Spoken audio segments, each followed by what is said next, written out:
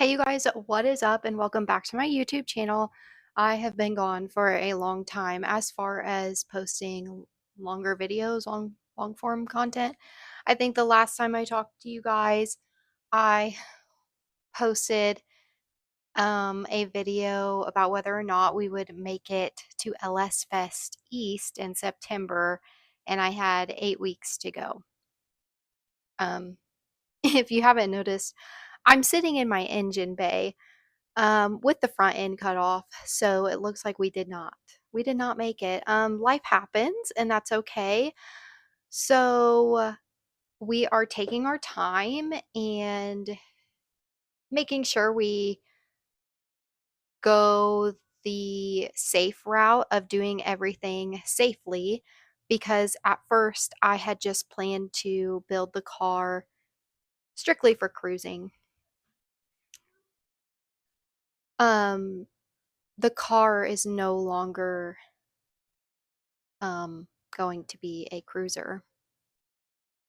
Clearly, the front end's cut off. You don't really do that to cruisers. So we are putting a tubular front end on it. I have some new partners and sponsorships that I am so excited to talk about. And we are making this thing a street car slash no prep car. I decided, you know what, why not? Along with that turn of events, I have also joined Nopi Chick with Nopi Motorsports, and I will be traveling for the 2026 season to their events. And fingers crossed, we will be racing at Nopi Nationals in the fall, as well as the fall War in the Woods.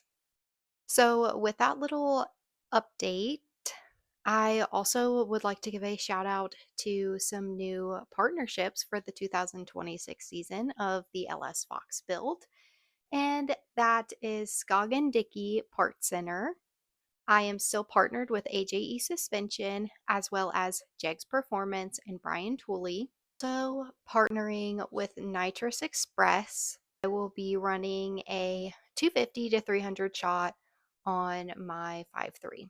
Some of you may be asking, what makes you qualified as a stay-at-home mom, just doing this as a hobby, to just enter the no prep world and just put nitrous on your car and race? Well, you know what? Um, Nothing makes me qualified to do that, but you miss 100% of the shots you don't take. And this season is all about practicing and getting seat time. I am not going to go burn everybody down at War in the Woods and beat everybody. I would be so happy to just make one clean pass at Brown County Dragway just to even say that I did that. Okay, enough with the updates. There will be more later on. I'm going to have a little vlog of me installing my pistons and assembling my rods and pistons and things like that at a later date. But for now, I am going to do a Q&A in the engine bay. I don't know. I thought that was a really cute little rhyme and thing. So, yeah, let's get to it. I asked a bunch of people on my Facebook to give me some questions that they were curious about. I am going to jump into that. Okay, my first question is, how did you get into cars? I grew up around cars my entire life. Like, I remember being a baby in my little pumpkin seat in the garage. My dad was a mechanic, and then as I got older and I met my husband, he owns a shop and he's an engine builder and has built many of his friends' race cars and things like that. So it's always just like been in my life, but it's definitely amplified the more that I've been around my husband. Okay, this little section is going to be completely dedicated to Corey Ford because he asked all of these questions.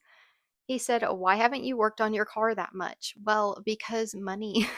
As stated, I'm a stay at home mom. So any parts that I get are thankfully from my husband or my partners and sponsors. And thank you guys so much for helping me make my dreams come true of building this car. He also asks, when will it actually be done? Only God knows, honestly, because I'm trying to make it before April, mid-April at the latest. So, cross your fingers. Corey also says, what's the next excuse why it can't be worked on? My next excuse is that I am waiting on my husband to clean the rods at the shop and bring them home so I can assemble my rods and pistons. That's a Corey thing, not me. He also says, why are you using a gay motor? Because I want to be like you, Corey. I remember when you had your LS, so I just want to be just like you, honestly, when you were fast. Not now, because you're using a Coyote and you're having a lot of trouble over there. Okay, Corey's questions are over with. Thank the Lord. And this one says, how did you get into welding and when did you receive your training? I have not received training. I am not a certified welder. That is something that I do completely as a hobby. I learned how to MIG whenever I was like 6. My uncle showed me how to do that. And then I grew up watching Jesse James on West Coast Choppers and things like that. And I fell in love with it. I don't know what it is about welding, but I love, love, love, love. And then my husband taught me how to TIG weld in 2020, and I've been hooked ever since. So I picked it up as a hobby. I would love to get certified and definitely, obviously, a lot more seat time and possibly turn it into a career, like a fabrication career. That would be really cool. Someone asked me, what are the benefits of going LS versus 302? I could make a whole video on this. And if this is something that you're interested in and that you think that you would like to hear me rant about, please let me know in the comments because I can do it.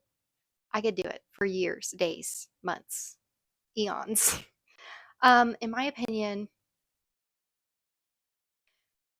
I go I'm going the LS route rather than putting a stock 302 back in this car. Not just because we've taken the steps of completely changing the build for no prep racing, but if I was still doing a cruiser, I would do LS because it costs so much less. I can make power with a 5.3 and a cam for so much more less than dumping so much money in a 302 to make percentage of that. Now I know there are many fast, very, very fast 302s, and there are some people that I are inspirational to me on, like, the internet that have 302s and they really soup them up. I don't have the money to do that. This is like a poor man's build. Like, that's really what we're going for, and I just don't have the time and money to put into a 302. And I also like the way that a cammed LS sounds. This person asked me, what made you want to start a build and where do you get your passion from and why do you like to go fast?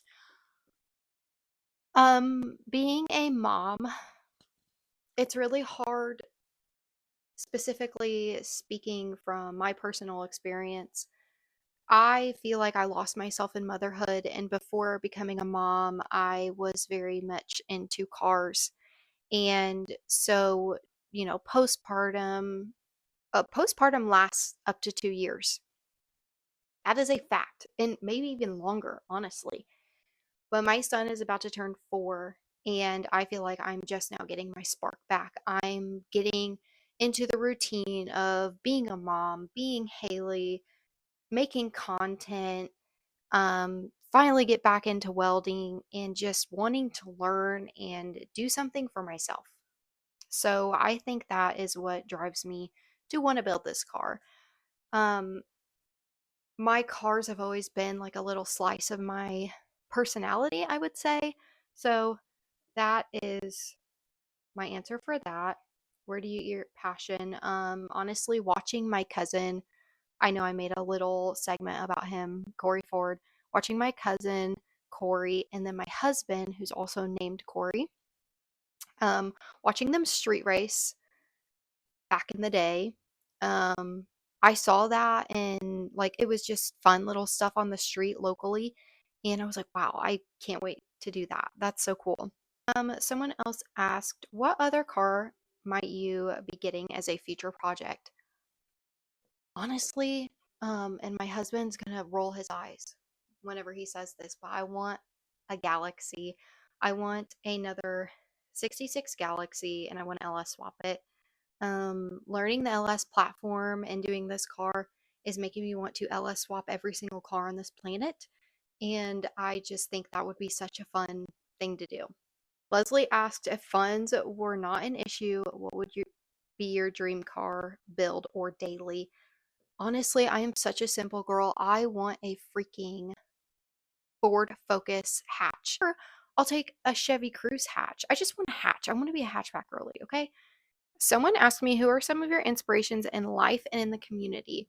I would say starting off strong, my first inspiration was Sway from Gone in 60 Seconds. I know she's a character in a movie, but she really inspired me to be a woman in automotive, if that makes sense.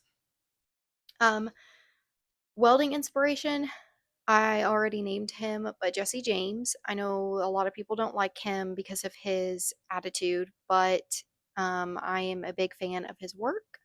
People like Cletus, Lacey Blair, 1920 chick, and then I would probably say one of my biggest inspirations in the community is my best friend Brianna. She is the most hard working and inspirational woman I have ever met. She is so driven. I have so much love for her. What kind of transmission are you thinking about running? So, my initial plan was a 700 R4, but now we are looking at a 4L60E because we are doing nitrous. So, we're working on that. Why not K swap the foxbody? I don't have K swap money. I'm doing an LS. Like, people are like, why not a coyote? Why not this? Why not that? Well, if I'm doing an LS, like, there's a reason, and it's because I don't have a lot of money. Someone said a daily or a racer or a bit of both. What's the best adder in your area, turbo or nitrous? So obviously I'm going nitrous. I'm so excited about that. And I want this car to be a daily when I can, but also a race car. I don't know if that really makes sense. I know that's hard, but we're going to try to stick to the in between. I'm sure it's going to escalate very fast into a full-blown race car. We are putting a cage in it, so who knows? Those are all the questions I have for now. I'm sure there's more on Instagram. If you have any more, let me know in the comments. I can make a part two. But I'm loving this little engine bay talk area. It's so funny. But let me know if you have any questions. It feels so good to be back, and I can't wait to get more content made for you guys. Behind the scenes and what my life kind of looks like as I am building my quote unquote dream car. Thank you guys so much. Be sure to like, comment, and subscribe and share with your automotive friends.